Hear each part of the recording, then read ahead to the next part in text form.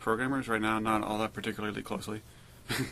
But no, actually, we work pretty closely with the teams. It ends up working a lot better that way, because then you end up getting an idea of what a particular item is supposed to feel like, or what functions it's supposed to have. Otherwise, you're just kind of messing about, and you might miss pieces. Sure. And so, talking with the designers about what's going on is kind of important. Otherwise, you might end up wasting some time. Just Croft also asked how much time does it take to produce all the audio for Guardian of Light, and I think we've established that's quite a long time. Yeah, I mean, typically on any project, it takes pretty much a third of the time of the entire development cycle. Would you say that to produce the assets? For only producing the assets? Yeah, for Sure. creating the assets. Yeah, that sounds about right. So about a third of the time. So if it's a 3-year project, it's usually a year, and then to actually process it and get into the game is probably sort of the rest of your time. Mm-hmm. And Michael DT from TombRaiderFourms.com asks, how big a role does the audio in Guardian of Light play? Will you need to be listening for important things? I think you pretty much just play this game with the visual off, and just play it with sound, and I think it would probably be a better experience. It's a bold statement. No, it's very important, but I mean, it communicates story, it communicates your interactivity with the game, and it communicates the most important thing is the emotion. So. And that's kind of the main thing that you always have to think about, whether when you're actually doing any audio for the game, is you really have to think about what is the purpose of this. What am I achieving, and what am I telling the player by doing this? Mm-hmm. So you always have to remind yourself that, because sometimes you can get a little bit off track as you it's extremely complex to do this kind of stuff, because you have to know about all the other systems of the game that kind of builds the rest of the game. You have to know about animation and physics and everything, and so you have to look at the whole picture of the game when you're working on the sounds. Yeah, so it's consistent. And you have to stand up back from it, and when you're trying to figure out where to plug in a sound, you can get very distracted by it, just how complex that is, and sucked into that particular task. So you always have to remind yourself of what exactly is the purpose of this sound, and see it from a broader perspective. So when you guys actually do you plug the sounds into the game as well? So I've seen you playing Guardian of Light. I don't know that you're doing that just for fun or whether it's part of your job, but do you put the sounds into the environment, and then you work out, in terms of how loud it's going to be and when you're going to start hearing it, so on and so forth. Yeah, I mean that's pretty much the majority of what. Well, specifically, it's the majority of what I do, and Alex as well. And Alex does some sound design in addition to that.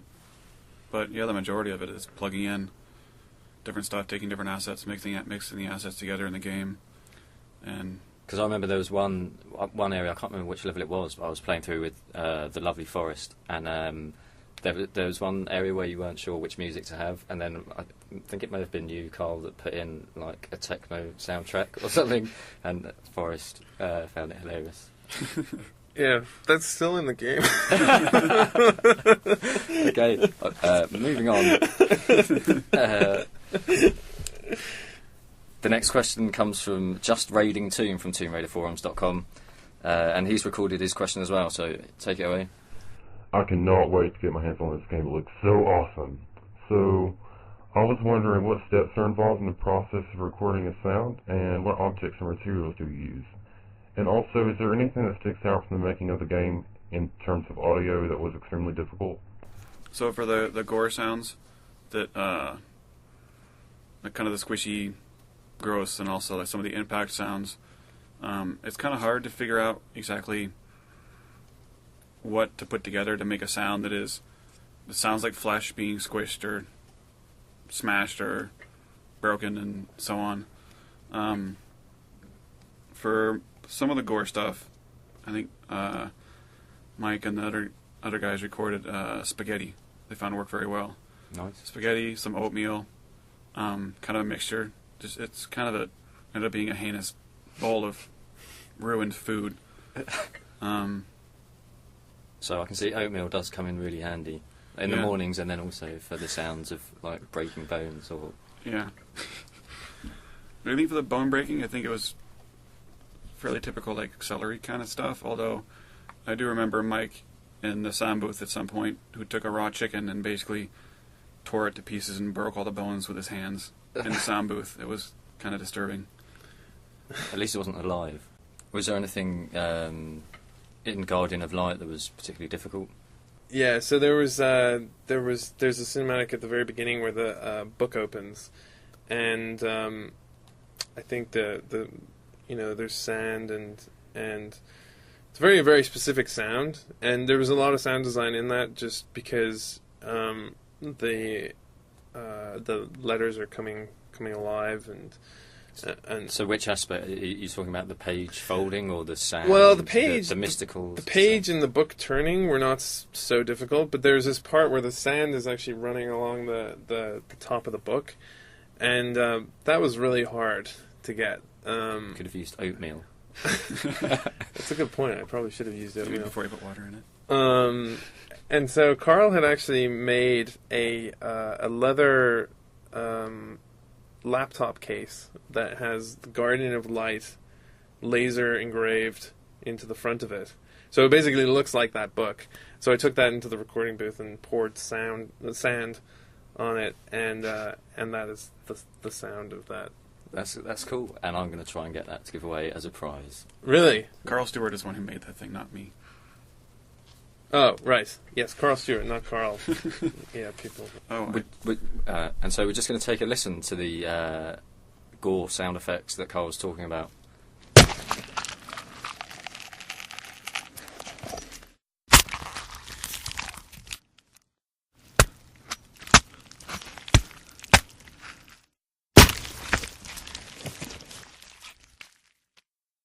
Probably the most ridiculous thing that I've done for sound recording was for anniversary.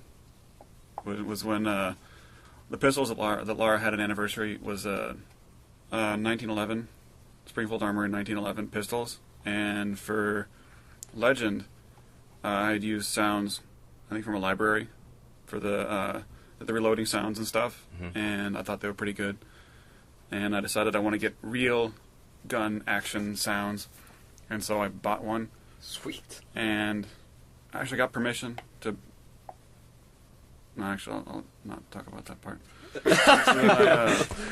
I went into a quiet room and basically recorded all the different, action sounds. Not the gunshots. I didn't record the gunshots in a room, but like the sound of the slide being worked back and forth and the reloading sounds and whatnot.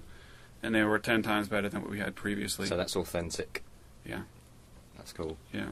And of course, it's America, so it's fine to have a gun. Yeah. Okay. Or many. Yeah. More the better. And the next question comes from Tricky Vein, and he's from the Eidos Fourms, and also he's a musician, and he'd like to share that with us all. So here comes his question. When you go about crafting the audio for a game like this one, do you find yourselves relying more on digital effects and synthesizing your audio rather than recording and sampling live sounds? And if so, do you try and shy away from it?